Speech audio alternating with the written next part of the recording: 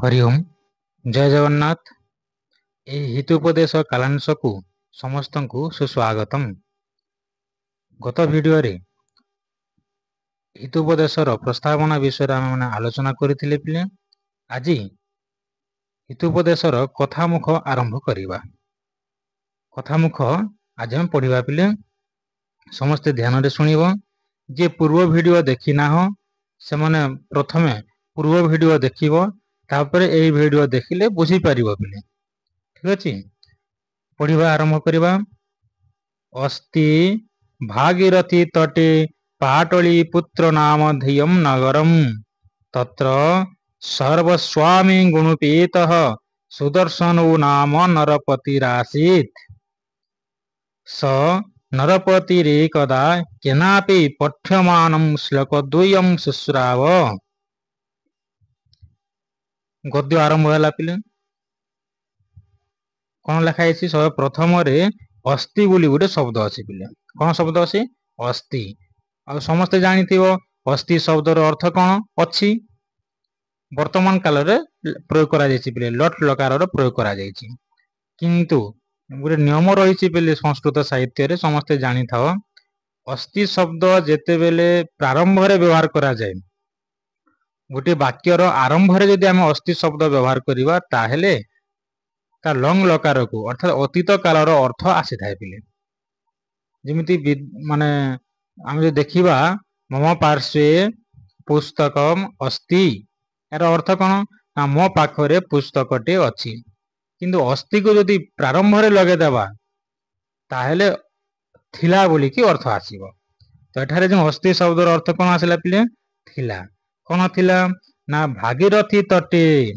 भागीरथी कहले गंगा, तट कहले कूलरे, गंगा कूलरे। भागीरथी अर्थ कौन पिले? गंगा। गंगा को भगीरथ मूर्ति को आनिथिले बोली कि गंगांगर अन्य नाम होची भागीरथी। अर्थात गंगा कूलरे पाटली पुत्र नाम ध्येयम नगरम। पाटली पुत्र नामक गोटे नगर थिला। कोठी नगर थिला पिले? ना भागीरथी तटरे गंगा कूलरे पाटली पुत्र नामक गोटे नगर थिला। तत्र, तत्र कहले सेठारे। सर्वस्वामी गुणोपेतः। सर्वस्वामी गुणोपेतः, पेतः कहले उपेत कहले कौन पिले? ना युक्त। सर्वस्वामी गुण युक्त। स्वामी कहले कौन एठारे? ना राजा। राजार जेते गुण रहिबा उचित समस्त गुण रे युक्त सुदर्शन नाम नरपति आसीत। सुदर्शन नामक गोटे राजा, नरपतिर अर्थ कौन पिले? राजा। सुदर्शन नामक गोटे राजा थिले। एठारे जो शब्द प्रयोग करा जायछि नरपति रासीत, याको यदि हम संधि विच्छेद करिबा नरपति ही प्लस आसीत। नरपति रे जो विसर्ग हेछि संधि विसर्गर संधि हेकि ताको रकार हेछि, ऋत्व हे जायछि पिले। एपटे आसीत रो आ मिसिकी रा हेकि नरपति रासीत हेछि। जदि भांगी देबा कोन हबो? नरपति ही आसीत। तो कौन बुझिल पिले? ना भागीरथी तटरे गंगा कूलरे पाटलीपुत्र नामक गोटे नगर थिला। सेही नगर रे सर्वगुण युक्त सुदर्शन नामक गोटे राजा थिले। ठीक, जदि प्रश्न आसीबो राजांकर नाम कौन? ताहले नर सुदर्शन। स, सर अर्थ से राजा। स नरपति ही, से राजा एकदा। एटा हम संधि विच्छेद करि परिबा पिले।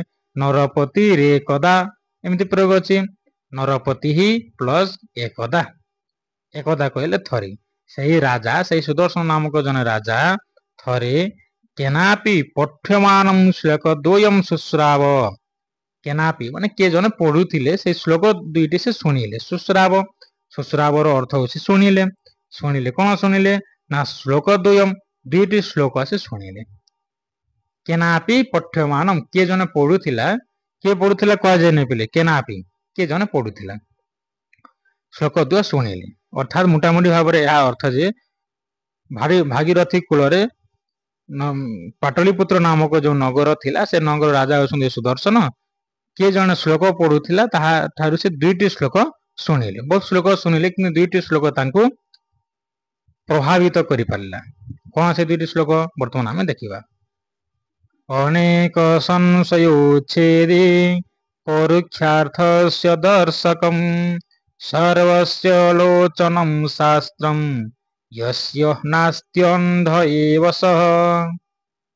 शास्त्र विषय कहला पिले अनेक संशय उच्छेदी परोक्ष अर्थस्य दर्शकम् सर्वस्य लोचनं शास्त्रम् यस्य नास्ति अंध एव सः। बढ़िया श्लोक पिले कौन कहे ना शास्त्रम यस्य नास्ति अंध एव सह से ही अंध जहा पाखरे शास्त्र रूपक लोचन नाही शास्त्र रूपक आखि जहा पाखरे नाही ताको अंध कह जीव। अंध क्या कह पिले जार आखि न थाए ताको अंध कह जाए। तो आमे आखि थई के भी अंध कह जीव केमिति आखि ना चर्म आखि कथा पड़ी नहीं पिले शास्त्र रूपक आखि जहा पाखरे नाही शास्त्र ज्ञान जहा पाखरे नाही से अंध सहित समान। शास्त्र कहीं शास्त्र कौन करि पारे ना अनेक संशय उच्छेदी शास्त्र ज्ञान जहा पाखरे थिबो से अनेक अर्थात बहुत संशय को से उच्छेद करि परिबो बहुत संशयर निराकरण करि परिबो।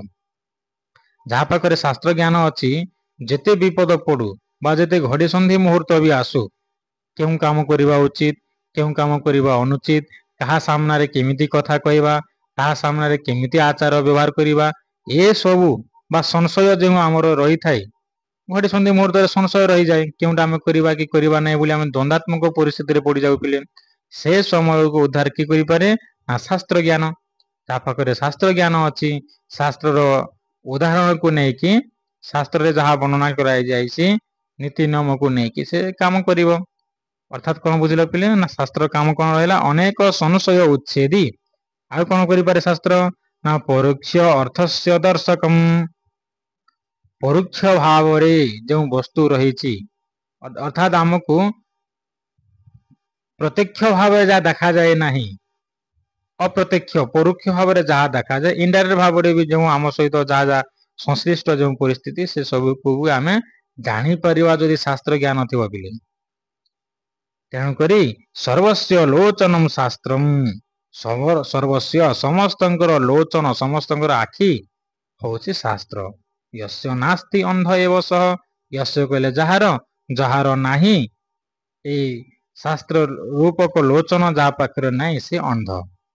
एरा के सुनले बिले से सुदर्शन नामक राजा ए श्लोक सुनिले शास्त्र विषय सुनिले जहा पाखरे शास्त्र ज्ञान नाही ता से ही अंध सहित समान। यह गोटे सुनिले आग गोटे श्लोक सुनिले दुईटी श्लोक दुई अंश श्राव बोली कहाइछि पिले आग गोटे श्लोक सुनिले यौवनम धन संपत्ति प्रभुत्वम अविवेकता एकम एकम अपि अनर्थाय किमो यत्र चतुष्टयम्।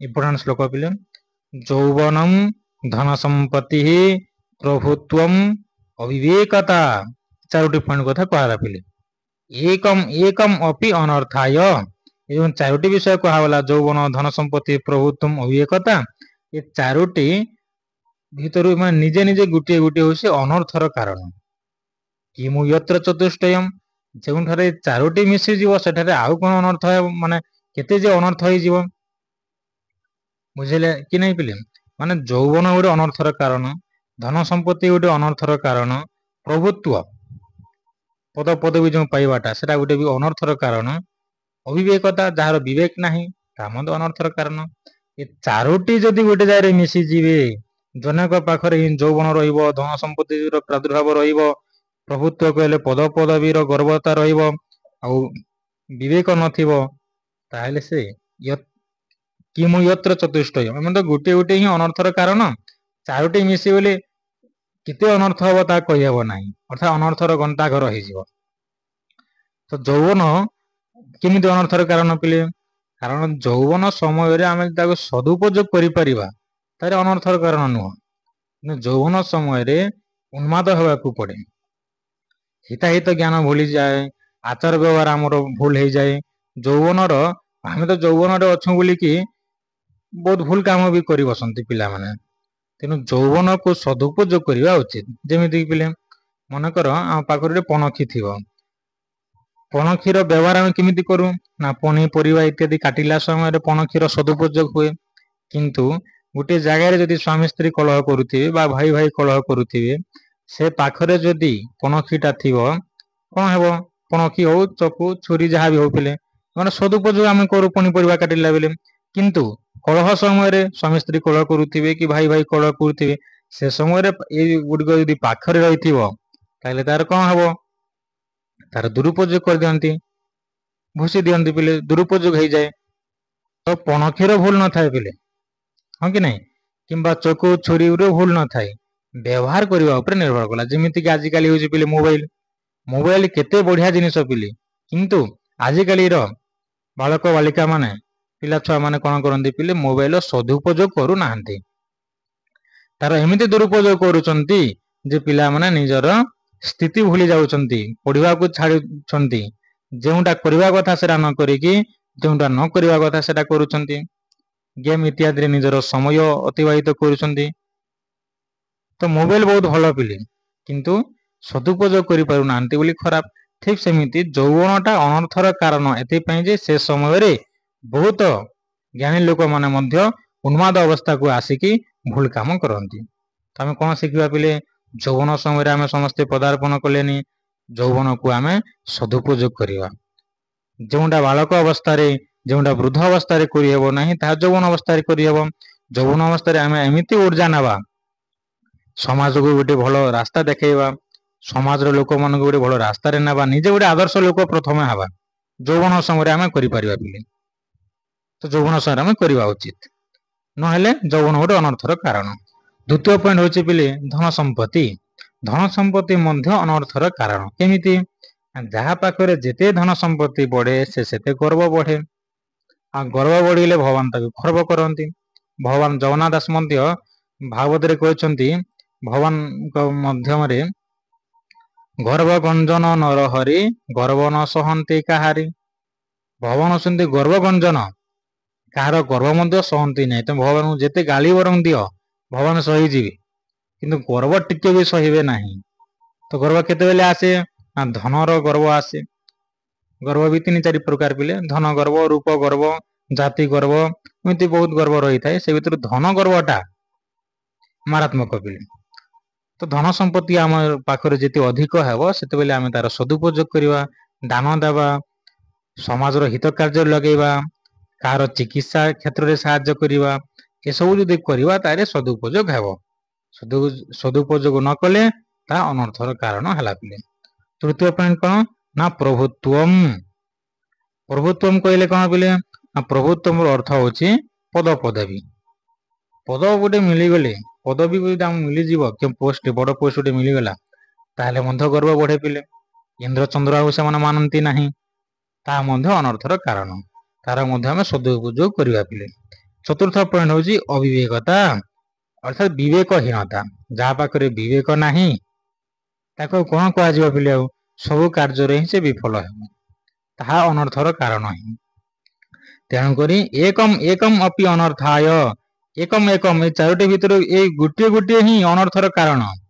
କିମୁ ଯତ୍ର ଚତୁଷ୍ଟୟମ୍, ଯଦି ଚାରୋଟି ମିଶିଗଲା ତାହେଲେ ଆଉ କଣ କୁହାଯିବ? ଅନର୍ଥର ଗନ୍ତାଘର ହେଲା ପିଲେ। ତେଣୁ ଏଇ ଯେଉଁ ସୁଦର୍ଶନ ରାଜା, ପାଟଳିପୁତ୍ରରେ ଯେଉଁ ରାଜା ଥିଲେ ସୁଦର୍ଶନ ନାମକ ରାଜା ନରପତି, ସେ ଏଇ 2ଟି ଶ୍ଲୋକ ଶୁଣିଲେ ପିଲେ। ଶୁଣିଲା ପରେ ତାଙ୍କ ମନରେ କଣ ପ୍ରଭାବ ପଡିଲା?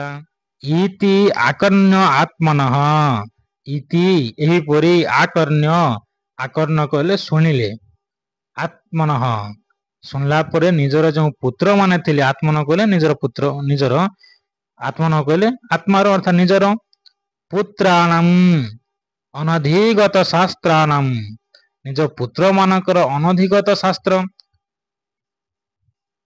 ରାଜାଙ୍କର ଯେଉଁ ପୁତ୍ର ମାନେ ଥିଲେ ଅନଧିଗତ ଶାସ୍ତ୍ର, ଅର୍ଥାତ ସେମାନେ ଶାସ୍ତ୍ର ପଢୁନଥିଲେ। ରାଜା ଶୁଣିଦେଲେ, ଶାସ୍ତ୍ର ଯାହାର ନାହିଁ, ଯାହାର ଶାସ୍ତ୍ର ଜ୍ଞାନ ନାହିଁ, ସେ ଅନ୍ଧ ସହିତ ସମାନ। ତାପରେ ଯୌବନ, ଧନ ସମ୍ପତ୍ତି, ପ୍ରଭୁତ୍ୱମ୍, ଅବିବେକତା ଏଗୁଡିକ ଅନର୍ଥର କାରଣ ବୋଲି ଶୁଣିଲେ। 2ଟି ଶୁଣିଲା ପରେ ନିଜକୁ ସେ ତର୍ଜମା କରୁଛନ୍ତି, ନିଜର ପୁତ୍ର ମାନଙ୍କୁ ନେଇକି ସେ ଭାବୁଛନ୍ତି ଯେ ମୋର ପୁତ୍ର ମାନେ ତ ଅନଧିଗତ ଶାସ୍ତ୍ରାଣାମ୍, ଶାସ୍ତ୍ର ଗୁଡିକରେ ସେମାନେ ଅନଧିଗତ ଅର୍ଥାତ ଅଧିଗତ ଅଧ୍ୟୟନ ହିଁ କରୁନାହାନ୍ତି। ନିତ୍ୟମ୍ ଉନ୍ମାର୍ଗ ଗାମିନାମ୍, ନିତ୍ୟ କହିଲେ ସବୁଦିନ ସେମାନେ ଉନ୍ମାର୍ଗଗାମୀ ନାମ ଉନ୍ମାର୍ଗ କହିଲେ ପିଲେ ବିପଥଗାମୀ, ସବୁବେଳେ ସେମାନେ ବିପଥଗାମୀ ହଉଛନ୍ତି। ତେଣୁକରି କଣ କରାଯିବ? ଆଉ କଣ ନା ଶାସ୍ତ୍ରମ୍ ଅନୁଷ୍ଠାନେନ ଅର୍ଥାତ୍ ଶାସ୍ତ୍ରକୁ ସେମାନେ ଅନୁଷ୍ଠାନ କରୁନାହାନ୍ତି, ପଢୁନାହାନ୍ତି, ଶାସ୍ତ୍ରର ବିରୁଦ୍ଧାଚରଣ କରୁଛନ୍ତି। ଅନୁଷ୍ଠାନ କହିଲେ ପିଲେ ବିରୁଦ୍ଧାଚରଣ। ଉଦ୍ବିଗ୍ନ ମନାହା ଅର୍ଥାତ୍ ସବୁବେଳେ ବିବ୍ରତ ଭାବରେ ରହୁଛନ୍ତି, ବିବ୍ରତ ମନୋଭାବ, ଅସ୍ଥିର ମନୋଭାବ, ମନ କହିଲେ ସ୍ଥିର ରହୁନାହିଁ। ସ ରାଜା ଚିନ୍ତୟାମାସ, ରାଜା ଚିନ୍ତା କଲେ, ଚିନ୍ତୟାମାସ କଲେ ପିଲେ ଚିନ୍ତା କଲେ। କଣ ଚିନ୍ତା କଲେ?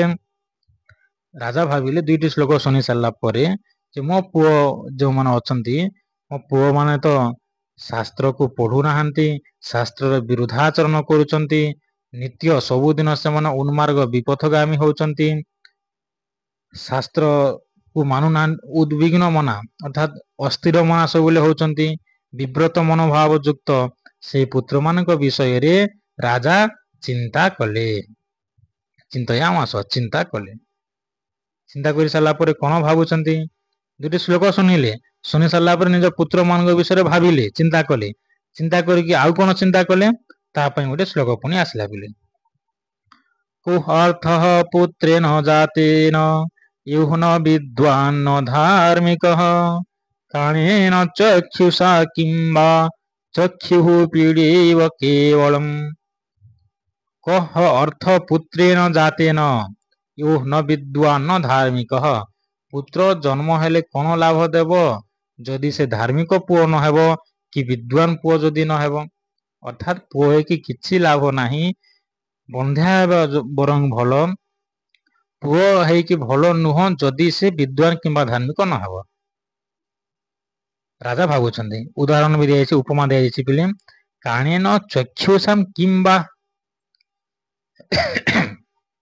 କାଣେନ ଚକ୍ଷୁଷା, ଯଦି ଭଗବାନ ଆମକୁ ଆଖି ଦେଇଥିବେ, ଚକ୍ଷୁ ଦେଇଥିବେ, କିନ୍ତୁ କଣା ଅର୍ଥାତ୍ ଆଖି ଦେଖା ଯାଉନଥିବ, ତାହେଲେ ସେ ଆଖି ଥାଇକି ଲାଭ କଣ? ଚକ୍ଷୁଃ ପୀଡ଼ା ଏବ କେବଳମ୍, କେବଳ ସେ ଚକ୍ଷୁ ପୀଡ଼ାଦାୟକ, କଷ୍ଟ ବରଂ ପାଇବା। ଆଖି ଦିଆହେଇଛି, ଆମର ଆଖି ଅଛି କିନ୍ତୁ ଆଖି ଦେଖା ଯାଉନାହିଁ, ତାହେଲେ ଲାଭ କଣ ହେଲା? ଠିକ ସେହିପରି ପୁଅ ଥିବ କିନ୍ତୁ ପୁଅ ଯଦି ବିଦ୍ୱାନ ହେଇନଥିବ, ପୁଅ ଯଦି ଧାର୍ମିକ ହେଇନଥିବ, ତାହେଲେ ସେ ପୁଅ ଥାଇକି ଲାଭ କଣ? ଅର୍ଥାତ୍ ପୁଅ ମାନେ ଯଦି ଆମ ନିଜ ପୁଅ ମାନଙ୍କୁ ବିଦ୍ୱାନ କିମ୍ବା ଧାର୍ମିକ କରିବା ଆବଶ୍ୟକ ଅଛି, ଏବଂ ଆମେ ନିଜେ ଯେହେତୁ ପୁଅ ଝିଅ, ପୁଅ କହିଲେ କେବଳ ପୁଅ ନୁହଁ ପିଲେ, ପୁଅ ଝିଅ ଉଭୟକୁ ବୁଝାଉଛି। ତ ଆମେ ପୁଅ ଝିଅ ଯୋଉମାନେ ଅଛା ପିଲେ ଅଛେ, ଆମେ ସବୁବେଳେ ଚେଷ୍ଟା କରିବା ଯେ ବିଦ୍ୱାନ ହେବା ଏବଂ ଧାର୍ମିକ ହେବା, ତାହେଲେ ହିଁ ଆମେ ଜନ୍ମ ହେବାଟା ସାର୍ଥକ ହେବ। ବୁଝେଇଥିବ ପିଲେ ଏ ଶ୍ଲୋକଟା।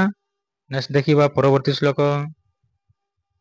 ଅଜାତମୃତ ମୂର୍ଖାଣଂ ବରମାଦ୍ୟୁଃ ନ ଚାନ୍ତିମଃ ସକୃତ୍ ଦୁଃଖ କରାବାଦ୍ୟୁ ଅନ୍ତିମସ୍ତୁ ପଦେ ପଦେ। ସନ୍ଧି ବିଚ୍ଛେଦ କଲେ କଣ ହବ ପିଲେ? ନା ଅଜାତ ମୃତ ମୂର୍ଖାଣଂ ବରମ୍ ଆଦ୍ୟୌ ନ ଚ ଅନ୍ତିମଃ ସକୃତ୍ ଦୁଃଖ କରଉ ଆଦ୍ୟୌ ଅନ୍ତିମଃ ତୁ ପଦେ ପଦେ। ବଢିଆ ଶ୍ଲୋକ ଦିଆଗଲା ପିଲେ। ଏଠାରେ ତିନୋଟି କଥା କୁହାଗଲା, ଅଜାତ ମୃତ ମୂର୍ଖାଣାମ୍। ଅଜାତ ଜନ୍ମ ହୋଇ ନ ହବ, ଅର୍ଥାତ୍ ପୁଅ ଯଦି ଆମର ଜନ୍ମ ହେବ ନାହିଁ, ମୃତ ଜନ୍ମ ହେଇକି ଯଦି ମରିଯିବ, ମୂର୍ଖାଣାମ୍ ଯଦି ମୂର୍ଖ ପୁଅ ହେବ। ଏ ତିନୋଟି ଭିତରୁ ତିନୋଟି କୁହାଗଲା, ଅଜାତ ମୃତ ଆଉ ମୂର୍ଖ। ବରମ୍ ଆଦ୍ୟୁ, ଆଦିରେ ଯେଉଁ ଦୁଇଟି କଥା କୁହାଗଲା ପିଲେ, ଏ ଦୁଇଟି ବରଂ, ଏ ତିନୋଟି ଯେଉଁ କଥା କୁହାଗଲା ସେ ଭିତରୁ ଦୁଇଟି ହିଁ ବରଂ ଭଲ। ନ ଚ ଅନ୍ତିମ, ଅନ୍ତିମରେ ଯେଉଁ ମୂର୍ଖ କଥା କୁହାଗଲା ତାହା ଭଲ ନୁହଁ। କେମିତି? ପୁଅ ବରଂ ଆମର ନ ହଉ, ବନ୍ଧା ବରଂ ହେଇଥାଉ ଆମେ, କିମ୍ବା ପୁଅ ହେଇକି ମରି ବରଂ ଯାଉ, କିନ୍ତୁ ମୂର୍ଖ ପୁଅ ନ ହେଉ। ମୂର୍ଖ ପୁଅ ହେଲେ ନିଜର କୂଳ ଅନ୍ଧାର ହେଇଗଲା। କାହିଁକି କୁହାଗଲା ଏ ସବୁ କଥା? ନା ସକୃତ୍ ଦୁଃଖ କରଉ ଆଦ୍ୟୌ। ସକୃତ୍, ସକୃତର ଅର୍ଥ ହଉଛି ପିଲେ ଥରେ। ଦୁଃଖ କରଉ ଆଦ୍ୟୌ, ଆଦ୍ୟରେ ଯେଉଁ ଆଦିରେ ଦୁଇଟି କଥା କୁହାଗଲା, ଅଜାତ ଆଉ ମୃତ, ମାନେ ସକୃତ୍ ଦୁଃଖ କର, ଥରେ ହିଁ ଦୁଃଖ ଦିଅନ୍ତି। ବନ୍ଧ୍ୟା ଯଦି ଆମେ ହେଇଗଲେ ଦୁଃଖ ଆମକୁ ମିଳିବ, ବା ପୁଅ ହେଇକି ଯଦି ମୃତ ହେଇଗଲା ତାହେଲେ ବି ଥରେ ଦୁଃଖ ମିଳିବ। କିନ୍ତୁ ଅନ୍ତିମରେ ଯୋଉ ମୂର୍ଖ ବିଷୟରେ କୁହାଗଲା, ଅନ୍ତିମ ତୁ ପଦେ ପଦେ, ମୂର୍ଖ ପୁଅ ଯଦି ଆମର ହେଲା ତାହେଲେ ପଦେ ପଦେ ପ୍ରତିଦିନ ଆମକୁ ଦୁଃଖ ମିଳିବ। ମୂର୍ଖ ପୁଅ କଣ କରିବ ପିଲେ? ଆଜି ତା ଘରକୁ ଯିବ, କଣ କରିଦେବ ଭୁଲ କାମ ବା ଯାହା ଯାହା ବି ପ୍ରତିଦିନ ବାପା ମାଙ୍କ ପାଖକୁ କମ୍ପ୍ଲେନ ଆଣିକି ଆସିବ। ଗାଁ ଲୋକମାନେ କମ୍ପ୍ଲେନ ଆଣିବେ, ବିଦ୍ୟାଳୟରେ ଶିକ୍ଷକ ମାନେ କମ୍ପ୍ଲେନ ଆଣିବେ। ମୂର୍ଖ ପୁଅ ପ୍ରତି ପଦରେ ହିଁ କଣ କରେ ପିଲେ? ଦୁଃଖ ଦିଏ। କିନ୍ତୁ ଆଦ୍ୟରେ ଯେଉଁ ଅଜାତ ଆଉ ମୃତ ବୋଲି କୁହାଗଲା, ମାନେ ସକୃତ ଦୁଃଖ କରଉ, ଥରେ ହିଁ ଦୁଃଖ ଦିଅନ୍ତି। ମୂର୍ଖ ପୁଅ ପଦେ ପଦେ ପ୍ରତି ପାଦରେ ହିଁ ଦୁଃଖ ଦିଏ ପିଲେ। ତ କଣ ବୁଝିଲା ଶ୍ଲୋକରୁ? ନା ଅଜାତ ମୃତ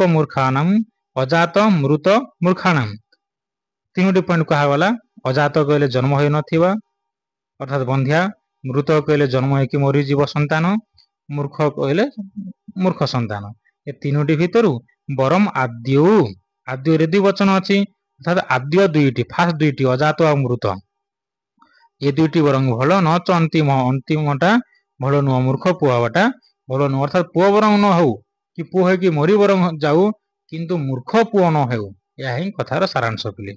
କାରଣ ସକୃତ ଦୁଃଖ କରଉ ଆଦ୍ୟରେ ଯେଉଁ ଦୁଇଟି କଥା କୁହାଗଲା ସେମାନେ ସକୃତ ଥରେ ହିଁ ଦୁଃଖ ଦିଏ, କିନ୍ତୁ ଅନ୍ତିମରେ ଯୋଉ ମୂର୍ଖ ବିଷୟରେ କୁହାଗଲା ପଦେ ପଦେ ପ୍ରତି ପାଦରେ ସେ ଦୁଃଖ ଦିଏ ପିଲେ। ତାହା ଭଲ ଭାବରେ ବୁଝିଯାଇଥିବ ପିଲେ। ନା ସଜାତୁ ଯେନ ଜାତେନ ଜାତି ବଂଶ ସମୁନ୍ନତି ପରିବର୍ତ୍ତିନି ସଂସାରେ ମୃତଃ କୋ ବା ନ ଜାୟତେ। ପରିବର୍ତ୍ତିନି ସଂସାରେ, ଏ ସଂସାର ହଉଛି ପରିବର୍ତ୍ତନ ସଂସାର, କ୍ଷଣଭଙ୍ଗୁର ପରିବର୍ତ୍ତନ, ସବୁବେଳେ ଚେଞ୍ଜ ହଉଥାଏ ପିଲେ। ସବୁ ସମାନ ସ୍ଥିତି ଥାଏ କି ସବୁବେଳେ? ନା ସମାନ ସ୍ଥିତି ସବୁବେଳେ ନଥାଏ। ତ ଏହି ପରିବର୍ତ୍ତିନି ସଂସାରରେ, ସଂସାର ଶବ୍ଦର ସପ୍ତମୀ ଏକ ବଚନ, ସଂସାରେ ଅର୍ଥାତ ସଂସାରରେ, କେମିତି ସଂସାର? ନା ପରିବର୍ତ୍ତନ ସଂସାରରେ ମୃତଃ କୋ ବା ନ ଜାୟତେ, କିଏ ବା ନ ମରେ, କିଏ ବା ନ ଜନ୍ମ ହୁଏ। ମୃତଃ ମରନ୍ତି ସମସ୍ତେ, ଜାୟତେ ଜନ୍ମ ହୁଅନ୍ତି ସମସ୍ତେ, ଅର୍ଥାତ ଏହି ପରିବର୍ତ୍ତନ ସଂସାରରେ ସମସ୍ତେ ମରନ୍ତି, ସମସ୍ତେ ଜନ୍ମ ହୁଅନ୍ତି। ଜାତ ସ୍ୱଇ ଧ୍ରୁବ ମୃତ୍ୟୁମ୍ ଧ୍ରୁବମ୍ ଜନ୍ମ ମୃତସ୍ୟ ଚ, ଏ ସଂସାରରେ ଜନ୍ମ ହେଲା ମାତ୍ରକେ ସମସ୍ତେ ମରିବା ଏବଂ ମରିବା ମାତ୍ରକେ ସମସ୍ତେ ଜନ୍ମ ହେବା। ତ କଥା କଣ? ନା ସଜାତୁ ଯିଏ ନ ଜାତେନ, କିନ୍ତୁ ତାର ହିଁ ଜନ୍ମ ହେବାଟା ସାର୍ଥକ ହେବ, ଯାହା ଦ୍ୱାରା କି ଜାତି ବଂଶ ସମୁନ୍ନତି, ବଂଶର ସମୁନ୍ନତି, ଜାତି ବଂଶର ଉନ୍ନତି ଯେ ଜନ୍ମ ହେବା ଦ୍ୱାରା ବୃଦ୍ଧି ହୁଏ, ତାହାକୁ ହିଁ ବାସ୍ତବିକ ଜନ୍ମ ହେଇଛି ବୋଲି କୁହାଯାଏ, ବା ସେ ଜନ୍ମ ହେବାର ହିଁ ସାର୍ଥକ ହେଲା। ନଚେତ ସଂସାରରେ ତ ସମସ୍ତେ ମରୁଛନ୍ତି, ସମସ୍ତେ ଜନ୍ମ ହଉଛନ୍ତି। ଜନ୍ମର ସାର୍ଥକ କେତେବେଳେ ହେବ? ନା ଯେତେବେଳେ ନିଜ ବଂଶର ଉନ୍ନତି ସେ କରିପାରିବ। ବୁଝିଲେ ପିଲେ? ଆଉ ଥରେ କହୁଛି ଦେଖ, ସଜାତ ଯିଏ ନ ଜାତେ ନ, ସ କହିଲେ ସିଏ, ଜାତ କହିଲେ ଜନ୍ମ ହେବାଟା, ଯିଏ ନ ଜାତେ ନ ଜନ୍ମ ହେବା ଦ୍ୱାରା, ଜାତି ବଂଶ ସମୁନ୍ନତି, ଯିଏ ନିଜର ଜନ୍ମ ହେବା ଦ୍ୱାରା ବଂଶର ଉନ୍ନତି କରିପାରେ, ସେ ହିଁ ବାସ୍ତବିକ ଜନ୍ମ ହେଇଛି ବା ତାର ଜନ୍ମ ହିଁ ସାର୍ଥକ ହେଇଛି। ନଚେତ ପରିବର୍ତ୍ତିନି ସଂସାରେ ମୃତଃ କୋ ବା ନ ଜାୟତେ, ଏହି ପରିବର୍ତ୍ତନ ସଂସାରରେ କିଏ ବା ନ ମରୁଛି, କିଏ ବା ନ ଜନ୍ମ ହଉଛି। ଆମେ ସମସ୍ତେ ମରିବା, ସମସ୍ତେ ଜନ୍ମ ହେବା, କିନ୍ତୁ ଜନ୍ମର ସାର୍ଥକ ସେତେବେଳେ ହେବ ଯେତେବେଳେ ନିଜର ବଂଶର ଉନ୍ନତି ହେବ, ନିଜ ସମାଜ, ନିଜ ରାଷ୍ଟ୍ରର ଯେତେବେଳେ ଆମେ ଉନ୍ନତି କରିପାରିବା। ଏଠାରେ ବଂଶ ବୋଲି ଶବ୍ଦ ଦିଆଯାଇଛି, ତା ଅର୍ଥ ଯେ ନିଜର ବଂଶକୁ ଉନ୍ନତି କରିବା, କେବଳ ବଂଶରେ ସୀମିତ ନ ହେଇକି ରାଷ୍ଟ୍ରର ଉନ୍ନତି ଯେ କରିପାରିବ, ସେ ହିଁ ବାସ୍ତବିକ ତାର ଜନ୍ମର ସାର୍ଥକତା ସେ କରିପାରିବ। ଏ ଯେଉଁ ଶ୍ଲୋକ ଗୁଡିକ ବହିରେ ଦିଆଯାଇଛି ହିତୋପଦେଶରେ ପିଲେ, କେବଳ ପଢିକି ମାର୍କ ଆଣିବା ପାଇଁ ନୁହଁ ପିଲେ, ପଢିକି ନିଜ ଜୀବନରେ ଲଗେଇବା ପାଇଁ, ଆମେ ଆମର ଜନ୍ମର ସାର୍ଥକତା କରିବା ପାଇଁ ପିଲେ। କେତେବେଳେ ଆମ ଜନ୍ମର ସାର୍ଥକତା ହେବ?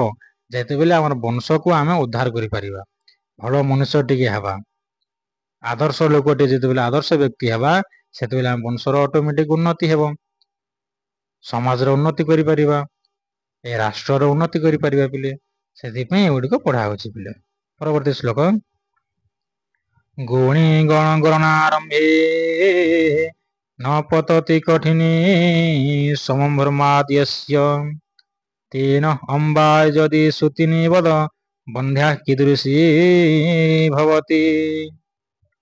गुणीगण गणना आरंभे गुणीजन भल लोक जदि आम गोटे गणना करवा लिस्ट गोटे जदि करवा जे किए भल व्यक्ति किए खराब व्यक्ति तो गुणीगण गणना आरंभे गुणीजन मान भल लोक मान गणना करवा ता आरंभ रे न पतति कठिना समभ्रमात् यस्य अर्थात सम्मान रे समभ्रमात् कहले बेले सम्मान रे जार नाम आसे नाही कौन कहला न पतति कठिनी समभ्रमात् यस्य जार सम्मान सहित ना आसीबो नाही निजर खड़ी पड़े नाही लेखिला बेले कठिनी कहले कौन पिले कठिनी न पतति अर्थात कठिनी कहले खड़ीगार पूर्व खड़ी लेखा होता पिले अब आम जब बुझा पेन गुड़ी आम देखा कलम जार ना आसे नाही तेन अम्बा यदि सुतिनी से पुअर माँ को जदि आम सुतिनी पुत्रवती बोली जदि कहवा बंध्या कीदृशी भवती ताले बंध्या आउ केमिति रहबा पिले मोटा मोटा कहबार अर्थ आज पिले गुणीगण जदि आम भल लोक मान लिस्ट जदि करवा लेखनी मन रे जार नाम आसीबो नाही सम्मान सहित से पुअर माँ को जदि आम पुत्रवती बोली कहवा सुतिनी बोली पुत्रवती बोली जदि कहवा बंध्या कीदृशी भवती ताहले निष्फला संतानहीना स्त्री किभली अटे तथा निरर्थक पिले सेपरी पुअर माँ किछि लाभ नाही से मूर्ख पुअर माँ से पुणी कहगला दाने तपसी शौर्ये च यस्य न प्रथितं यशः विद्यायाम् अर्थलाभे च मातुः उच्चार एव सः दाने तपसी सब सप्तमी अच्छी पिला दाने दान रे तपसी तपस्या रे शौर्ये वीरत्व रे च यस्य न प्रथितं यशः जार जश आसे नाही दान देवारे जार जश आसे नाही कि तपस्या रे जार जश आसे नाही प्रशंसा आसे नाही कि शौर्य रे पारिबा पुण्य रे वीरत्व रे जार जश प्रशंसा आसे नाही आउ केउठी ना विद्यायाम आउ अर्थ लाभे विद्या क्षेत्र रे भी जार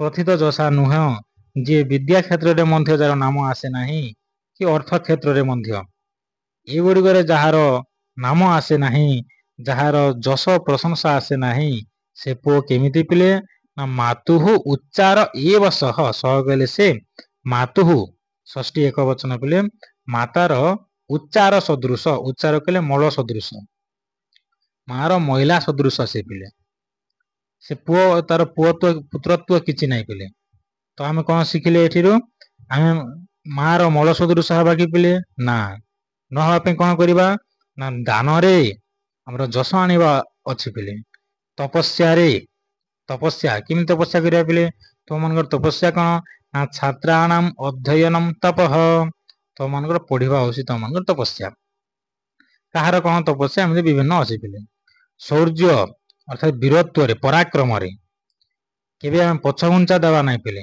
पछघुंचा नाही वीरर जातके मरेना से केबे पुराण आतंकी गोपबंधु दास तो पराक्रम रे केबे आमे मध्य पछघुंचा देवा नाही सब काम करि परिबा केवल इच्छा शक्ति दरकार आमे चाहिले राष्ट्र को सठिक मार्ग रे नै परिबा प्रथमे निजे सठिक मार्ग रे जीवा तापर समस्त को आमको देखि चेंज करबा आसी पिले अन्य काहा को देखि निजे चेंज हेबो नाही पिले ठीक रास्ता रे उचित मार्ग रे निज को देखि कि अन्य माने चेंज होंतु अन्य को देखि आमे केन चेंज हेबा हमर परिवेश हमर परिस्थिति आमे एमिति करबा जे अन्य को देखि कि चेंज हेबा नाही हमको देखि बरং लोक माने चेंज होंतु हमको आदर्श भावंतु तो ए गुडी करे आ विद्या क्षेत्र रे आ अर्थ लाभ रे जहार प्रथित जश नाही जहार प्रशंसा नाही जहार नाम आसे नाही से मातुः उच्चार मांकर मूल सदृश मांकर विष्ठा सदृश मांकर महिला सदृश से तो आम एमती हवा नहीं पिले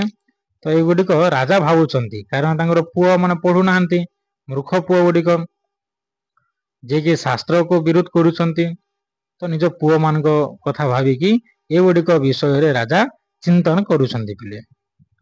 ପୁଣି ଆଉ କଣ ଚିନ୍ତା କଲେ? ପରବର୍ତ୍ତୀ ଶ୍ଲୋକ ବରମ୍ ଏକ ଗୁଣୀ ପୁତ୍ରୋ न च मूर्ख शतान्यपि एकः चन्द्रः तमोहन्ति न च तारागणः च ବରଂ ଏକ ଗୁଣୀ ପୁତ୍ରଃ ନ ଚ ମୂର୍ଖ ଶତାନ୍ୟପି ନ ଚ ମୂର୍ଖ ଶତାନି ଅପି ଏକଃ ଚନ୍ଦ୍ରଃ ତମୁହନ୍ତି ନ ଚ ତାରାଗଣଃ ଅପି ଚ। ତା ଅର୍ଥ କଣ କହିଲେ? ବରଂ ଏକ ଗୁଣୀ ପୁତ୍ରଃ, ଗୋଟିଏ ପୁତ୍ର ବରଂ ପ୍ରାପ୍ତ ହଉ କିନ୍ତୁ ଗୁଣୀ ପୁତ୍ର ହଉ। ନ ଚ ମୂର୍ଖ ଶତାନ୍ୟପି 100ଟି ପୁଅ ଅପେକ୍ଷା କେମିତି ମୂର୍ଖ 100ଟି ପୁଅ ଅପେକ୍ଷା ଗୋଟିଏ ବରଂ ଗୁଣୀ ପୁତ୍ର ଭଲ। ଯଦି ଆମେ ତର୍ଜମା କରିବା ତୁଳନା କରିବା ଗୋଟେ ଘରରେ ଜଣେ ହିଁ ପୁଅ ଥିବ ଯିଏକି ଗୁଣବାନ ପୁଅ, ଗୁଣଯୁକ୍ତ ପୁଅ, ଆଉ ଅପର ପାର୍ଶ୍ୱରେ ଗୋଟିଏ ଘରରେ 100ଟି ପୁତ୍ର ଥିବ କିନ୍ତୁ ମୂର୍ଖ ପୁତ୍ର ସେମାନେ, ତାହେଲେ କିଏ ଲାଭଦାୟକ? କେଉଁଟା ଭଲ ପିଲେ? ନା ଗୋଟିଏ ପୁଅ ହିଁ ଭଲ ଯଦି ଗୁଣଯୁକ୍ତ ହେଇଥାଉ। 100ଟି ମୂର୍ଖ ପୁଅ କିଛି ଲାଭ ନାହିଁ ପିଲେ। ଉଦାହରଣ କଣ ଦିଆଗଲା? ନା ଏକଃ ଚନ୍ଦ୍ରଃ ତମୋହନ୍ତି, ତମ କହିଲେ ଅନ୍ଧାର, ହନ୍ତି କହିଲେ ହନନ କରନ୍ତି, କାଟି ଦିଅନ୍ତି।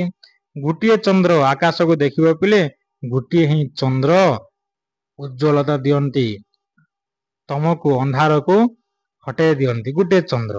ନ ଚ ତାରାଗଣ ପିଚ, ନ ଚ ତାରାଗଣ ଅପିଚ, ତାରାଗଣ ସହସ୍ର ତାରା ଥିବେ କିନ୍ତୁ ସେ ତାରା ମାନେ କେତେବେଳେ ବି ଅନ୍ଧାରକୁ ଦୂରଭୂତ କରିପାରନ୍ତି ନାହିଁ।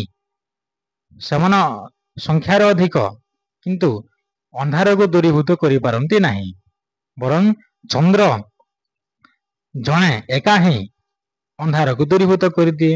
ଠିକ ସେଇ ସଦୃଶ ପିଲେ ବରଂ ଗୋଟିଏ ପୁଅ ହିଁ ଆମ ପାଖରେ ଥାଉ ଯିଏକି ଗୁଣଯୁକ୍ତ ହେଇଥାଉ, ଗୁଣୀ ପୁଅ ହେଉ କିନ୍ତୁ 100ଟି ମୂର୍ଖ ପୁଅ ନଥାଉ। 100ଟି ମୂର୍ଖ ପୁଅ ଅପେକ୍ଷା ଗୋଟିଏ ଗୁଣଯୁକ୍ତ ପୁଅ ହିଁ ଶ୍ରେଷ୍ଠତର, ଏହା ହିଁ ଏଠାରେ କୁହାଯାଉଛି ପିଲେ। ଅସ୍ତୁ ପରବର୍ତ୍ତୀ ଶ୍ଲୋକ ଦେଖିବା ପିଲେ। ପୁଣ୍ୟତୀର୍ଥେ କୃତଂ ଯେନ ତପଃ କ୍ୱାପି ଅତି ଦୁଷ୍କରଂ ତସ୍ୟ ପୁତ୍ରୋ ଭବେଦ୍ବଶ୍ୟଃ ସମୃଦ୍ଧୋ ଧାର୍ମିକଃ ସୁଧୀ। କାହାର ପୁଅ ଧାର୍ମିକ ହୁଏ, ଆଜ୍ଞାବହ ହୁଏ ପିଲେ? ନା ପୁଣ୍ୟ ତୀର୍ଥେ କୃତଂ ଏନ, ପୁଣ୍ୟ ତୀର୍ଥରେ କୃତ ମାନେ କରାଯାଇଥିବ କଣ? ନା ତପଃ, ପୁଣ୍ୟ ତୀର୍ଥରେ ଯିଏ ତପସ୍ୟା କରିଥିବ। କେମିତି ତପସ୍ୟା? ନା କ୍ୱାପି, ନା କେମିତି? ନା ଅତି ଦୁଷ୍କରମ୍, ପୁଣ୍ୟ ତୀର୍ଥରେ ଯିଏ ଅତି କଠୋର ଭାବରେ, ଅତି ଦୁଷ୍କର କହିଲେ ଅତି କଠୋର ତପସ୍ୟା କରିଥାଏ, ତସ୍ୟ ପୁତ୍ରୋ ଭବେତ୍ ବଶ୍ୟଃ, ତାର ପୁତ୍ର ହିଁ ବଶ୍ୟ ହୁଏ, ଆଜ୍ଞାବହ ହୁଏ। ଆଉ କେମିତି? ନା ସମୃଦ୍ଧ ଧାର୍ମିକଃ ଶୁଦ୍ଧିଃ, ଅର୍ଥାତ୍ ସମୃଦ୍ଧ କହିଲେ ଧନୀ ହୁଏ, ଧାର୍ମିକ ଧର୍ମଯୁକ୍ତ ହୁଏ, ଶୁଦ୍ଧି କହିଲେ ଜ୍ଞାନୀ ହୁଏ। ମୋଟାମୋଟି ଭାବେ କହିବାକୁ ଗଲେ ପିଲେ ପୁଣ୍ୟ ତୀର୍ଥେ କୃତଂ ଯେନ ତପଃ, ଯିଏ ପୁଣ୍ୟ ତୀର୍ଥରେ ତପସ୍ୟା କରିଥାଏ, କେମିତି ତପସ୍ୟା?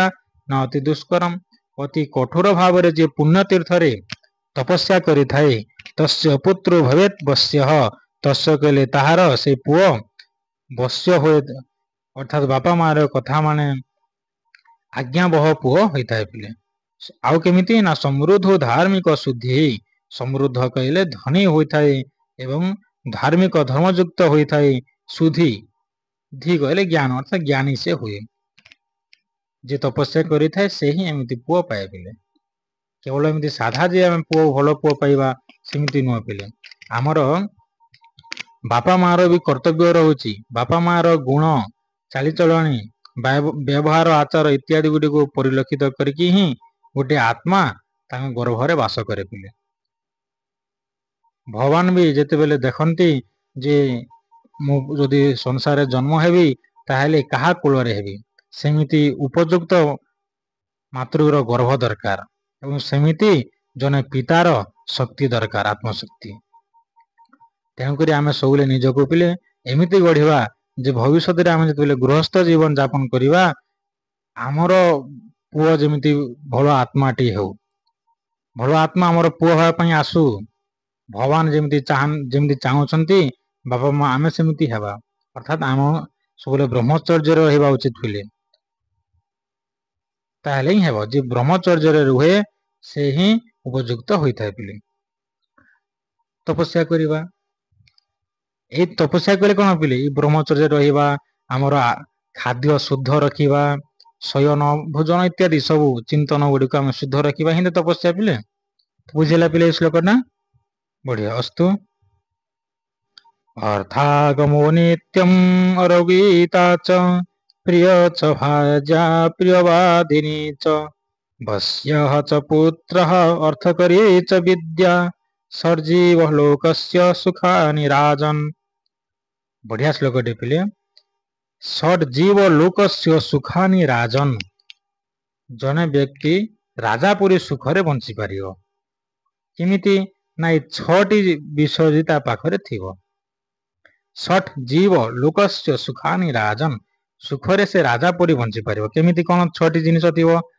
प्रथमटी होछि अर्थागमो, अर्थ आसुथिबो घरकू, रोजगार क्षम होथिबा, आमे जदी ताले सुखरे रहिबा, जहा चाहिले आमे ता किनि परिबा, जहा चाहिबा ता करि परिबा। किंतु अर्थ आसुथिले कोन हबो पिले, नित्यम अरोगीता च, एवं जदि से रोगयुक्त न होइथिबो ताले ठीक, अर्थ आम पाखकू आसुथिबो आ सब पैसा जदि आमे वैद्य को देउथिबा, डॉक्टर को दे दबा, डॉक्टर को पोसिबा, ताले कोन हबो पिले, सुख रहि परिबा ना। अर्थात रोजगार क्षम भी हेबा आ निरोगता रहिबा, अरोगीता पिले, रोग जेमिति न हबो, जे निरोगी से ही सुखी। तो दुईटी पॉइंट पहले पिले आमे छटी पॉइंट जदि थिबो ताले से सुखरे राजापुरी बंचिबो। प्रथम पॉइंट होछि रोजगार, अर्थागम बोली जहा कहा जाय श्लोक रे, जे कि अर्थ आगम होतबो, घर को हमको पैसा आसुथिबो। आ कोन ना नित्यम अरोगीता च, अर्थागम नित्यम अरोगीता च, रोग न होइथिबो ठीक। किंतु हम पाखरे जदि अर्थ भी आसुथाउ आ रोग भी न हेउ, किंतु भार्या जदि कलह प्रिया हेतिबो ताले मध्य किछि लाभ नै पिले, सुखर केमिति रहिबा।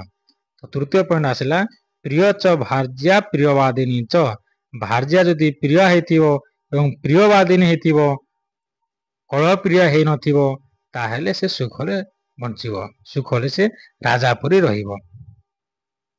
आ कोन हबो ना अर्थागम भी हेथाउ, रोग मध्य न हेउ, एवं भार्या भी जदि प्रियवादिनी हेउ, किंतु पुओ जदि कथा मन नथिबो, पुओ जदि आज्ञा बहउ नथिबो, ताहेले भी सुख रहि परिबा नै। सिते पे कहा गला वश्य च पुत्रः, पुत्र जदि वश्य हेतिबो, आज्ञा बह पुत्र होतिबो, बापा मार कथा जदि श्रद्धारे पालन करुथिबो, ताहेले से व्यक्तिटा सुखरे राजापुरी बंचिबो। ए सब जदि हेतिबो, अर्थागम भी हेउ, रोग मध्य हे न थाउ, भार्या प्रियवादिनी हेउ, एवं पुओ जदि वश्य हेउ, आज्ञा बह हेउ, किंतु आमे जो विद्याटा जानि साता अर्थ करी जदि न हला, जो विद्या आमे पढिसे अध्ययन करिसे से विद्या हमरो रोजगार जे साहाय्य न कला, बा जो विद्या आमे अध्ययन करिसे से विद्या किछि काम रे दि न आसिला, तारे मध्य दुख।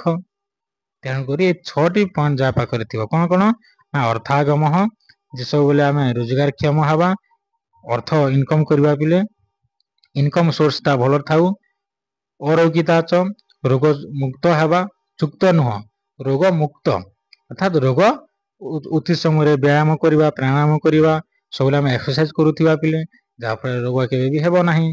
एवं भार्या यदि प्रियवादिनी हेतिबो, पुओ जदि वश्य अर्थात आज्ञाबह होथिबो, एवं अर्थ करी विद्या जानिथिबा, ए छटी विषय षड्जीव लोकस्य सुखानि राजन्, ए लोकस्य ए लोकरे ए छटी बिंदु जा पाखरे थिबो, से ही राजापुरी सुखरे रही परिबा पिले।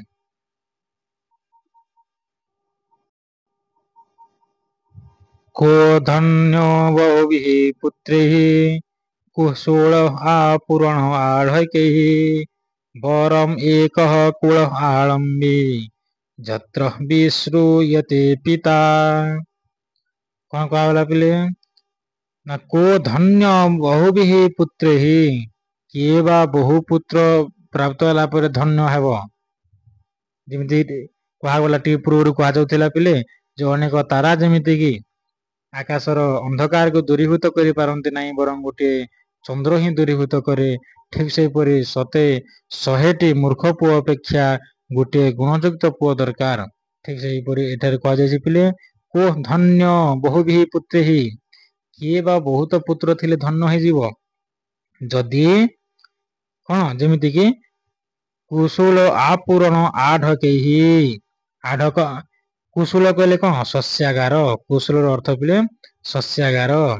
ଆପୂରଣ ଆପୂରଣ ଅର୍ଥାତ ପୂର୍ଣ୍ଣ ହେଇଥିବ, ପରିପୂର୍ଣ୍ଣ ହେଇଥିବ କାହା ଦ୍ୱାରା?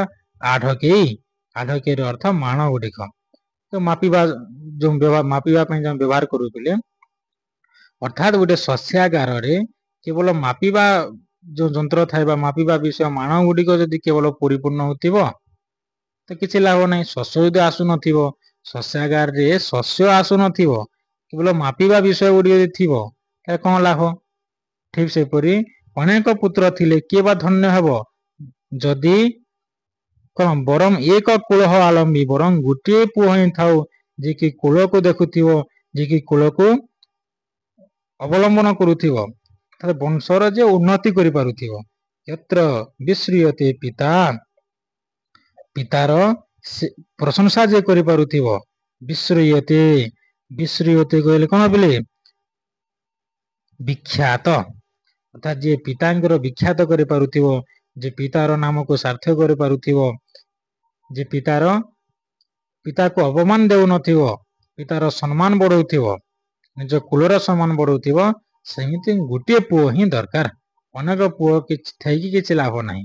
ଯେମିତି ଶସ୍ୟାଗାରରେ ଶସ୍ୟ ନ ଆସିକି କେବଳ ମାଣ ଗୁଡ଼ିକ ଯଦି ଥିବ କିଛି ଲାଭ ନାହିଁ। ଠିକ ସେମିତି ଅନେକ ପୁତ୍ର କିଛି ଲାଭ ନାହିଁ, ବରଂ ଗୋଟିଏ ପୁଅ ହିଁ ଶ୍ରେଷ୍ଠ, ଗୋଟିଏ ପୁଅ ହିଁ କୁଳ ଆଲମ୍ବୀ, ବରଂ ଏକ ପୁତ୍ର କୁଳ ଆଲମ୍ବୀ, ବରଂ ଗୋଟିଏ ପୁଅ ହିଁ କୁଳ ଅବଲମ୍ବନ କରିଥାଉ। ଯତ୍ର ବିଶ୍ରିୟତେ ପିତା, ପିତାଙ୍କର ଠାରେ ଯେ ବିଖ୍ୟାତ ହବ ପିଲେ। ପରବର୍ତ୍ତୀ ଶ୍ଲୋକରେ କୁହାଯାଇଛି ପିଲେ ଋଣ କର୍ତ୍ତା ପିତା ଶତ୍ରୁ, ମାତା ଚ ବ୍ୟଭିଚାରିଣୀ, ଭାର୍ଯ୍ୟା ରୂପବତୀ ଶତ୍ରୁ, ପୁତ୍ର ଶତ୍ରୁ ଅପଣ୍ଡିତ। ଶତ୍ରୁ କାହାକୁ କୁହାଯିବ? ଭାର୍ଯ୍ୟା କେତେବେଳେ ଶତ୍ରୁ ସହିତ ସମାନ, ପିତା କେତେବେଳେ ଶତ୍ରୁ ସହିତ ସମାନ, ମାତା କେତେବେଳେ ଶତ୍ରୁ, ପୁଅ କେତେବେଳେ ଶତ୍ରୁ ସହିତ ସମାନ, ସେ ବିଷୟରେ ଏହି ଶ୍ଲୋକରେ କୁହାଯାଇଛି ପିଲେ। ପିତା କେତେବେଳେ ଶତ୍ରୁ ସହିତ ସମାନ ହେବେ ନା ଋଣ କର୍ତ୍ତା ପିତା ଶତ୍ରୁ। ଋଣକର୍ତ୍ତା, ବାପା ଯଦି ବେଶୀ ଋଣ କରିଥିବେ, ଋଣ ଆଣିଥିବେ, ତାହେଲେ ମଧ୍ୟ ପୁଅକୁ ଅଡୁଆ।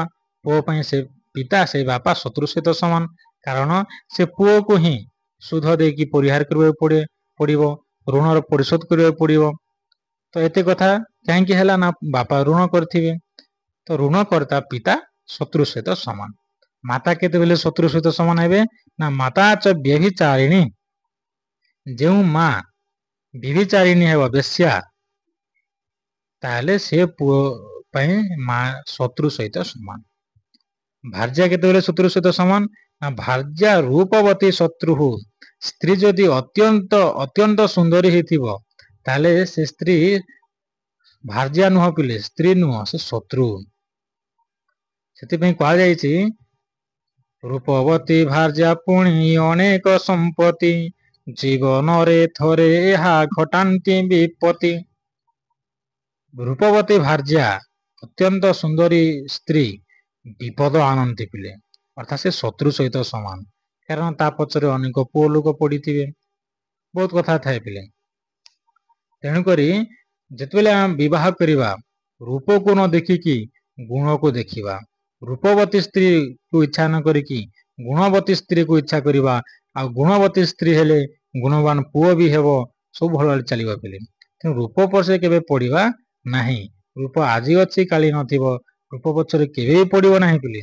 ତ ଭାର୍ଯ୍ୟା ରୂପବତୀ ଶତ୍ରୁ। ପୁଅ କେତେବେଳେ ଶତ୍ରୁ ନା ପୁତ୍ର ଶତ୍ରୁ ଅପଣ୍ଡିତ। ପୁଅ ଯଦି ଅପଣ୍ଡିତ ହେଲା, ପଣ୍ଡିତ ହେବ ନାହିଁ, ପାଠ ଯଦି ନ ପଢିବ, ତାହେଲେ ସେ ପୁଅ ଶତ୍ରୁ ସହିତ ସମାନ, ଅର୍ଥାତ ମୂର୍ଖ ପୁଅ ଶତ୍ରୁ ସହିତ ସମାନ। ଏ ଶ୍ଲୋକରେ ଆମେ କଣ ଜାଣିଲେ ପିଲେ? ପିତା, ମାତା, ଭାର୍ଯ୍ୟା, ପୁତ୍ର, ଚାରୋଟି କଥା କୁହାଗଲା। ଏମାନେ କେତେବେଳେ ଶତ୍ରୁ ସହିତ ସମାନ ହେବେ ସେ ବିଷୟରେ କୁହାଗଲା। ପିତା ଯଦି ଋଣକର୍ତ୍ତା ହେଇଥିବ ତାହେଲେ ଶତ୍ରୁ, ମାତା ଯଦି ବ୍ୟଭିଚାରିଣୀ ହେଇଥିବ ତାହେଲେ ଶତ୍ରୁ, ଭାର୍ଯ୍ୟା ଯଦି ରୂପବତୀ ହେଇଥିବ ତାହେଲେ ଶତ୍ରୁ ବିପଦ ଆଣିବ, ଆଉ ପୁତ୍ର ଯଦି ମୂର୍ଖ ହେଇଥିବ ଅପଣ୍ଡିତ ହେଇଥିବ ତାହେଲେ ମଧ୍ୟ ସେ ଶତ୍ରୁ।